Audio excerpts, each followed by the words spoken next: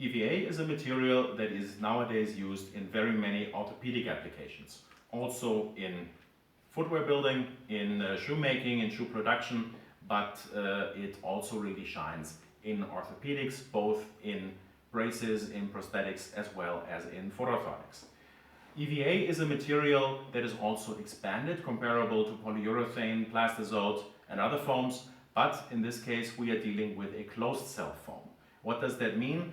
An open cell foam like polyurethane, you could see that as a sponge, so it will absorb water, it will compact, whereas EVA also has little bubbles inside, but those little bubbles are closed, they are not interlinked, they are not connected, and therefore EVA does not absorb water and cannot be that easily compacted as polyurethane.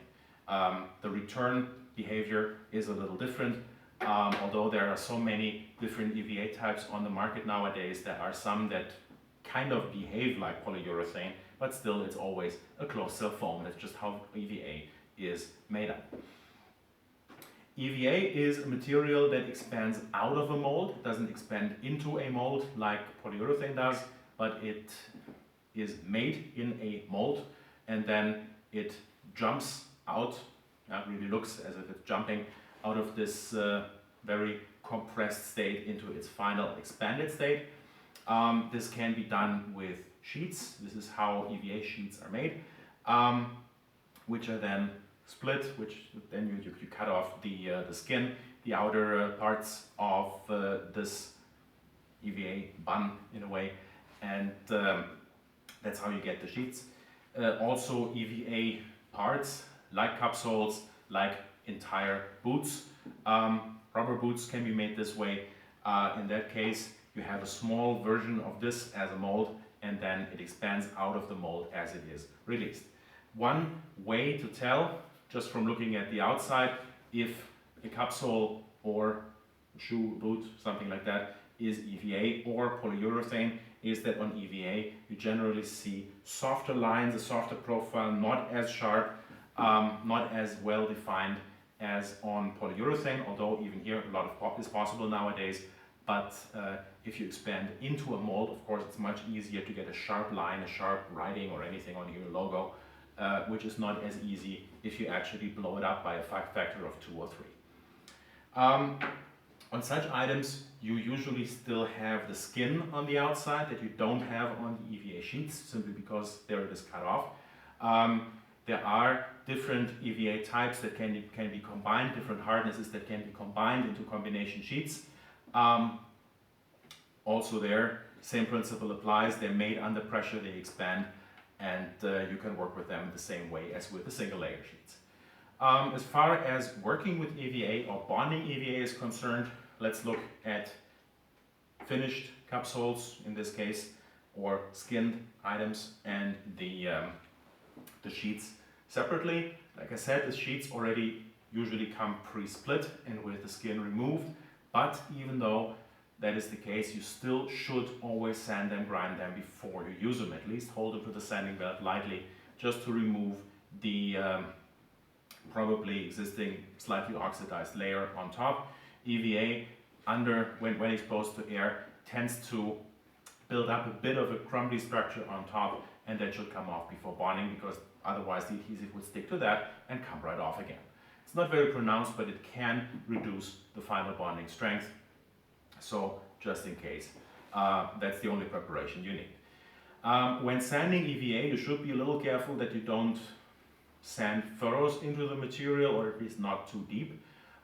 Same can be done when you're milling out insoles or other items.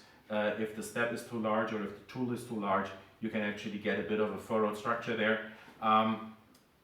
Adhesives can deal with that, certainly, but in that case you would definitely need a second coat, because the first coat would just fill the furrows, and in order to also cover the hills between the furrows, you would need that second coat.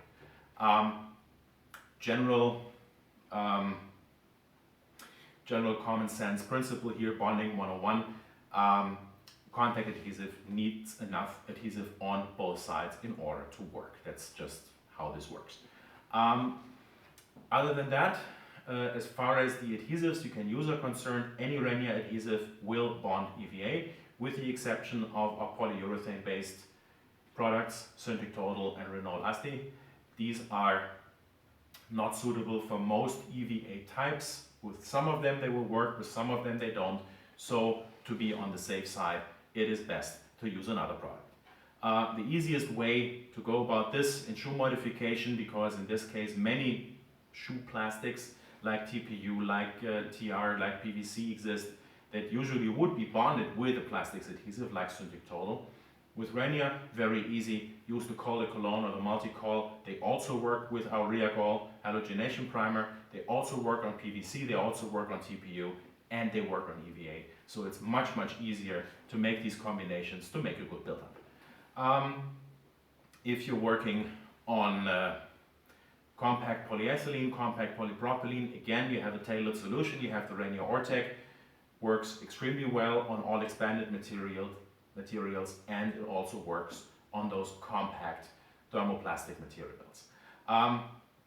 Thermoplastic, that's a good point. EVA is also thermoplastic, so it's a material that can be formed when it's heated.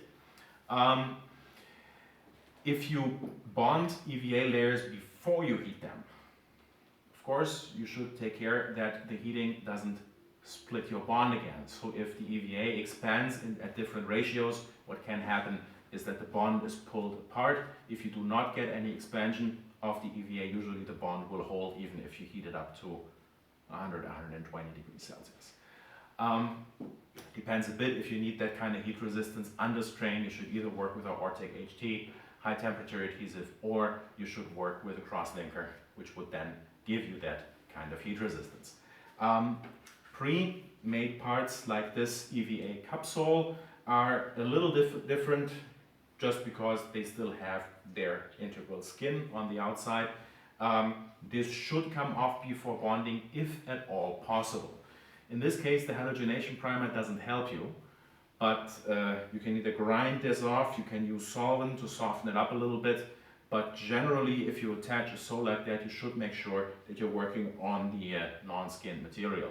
If it's not possible, it's not possible, then you need to make do, but generally grinding EVA is always a good thing to do.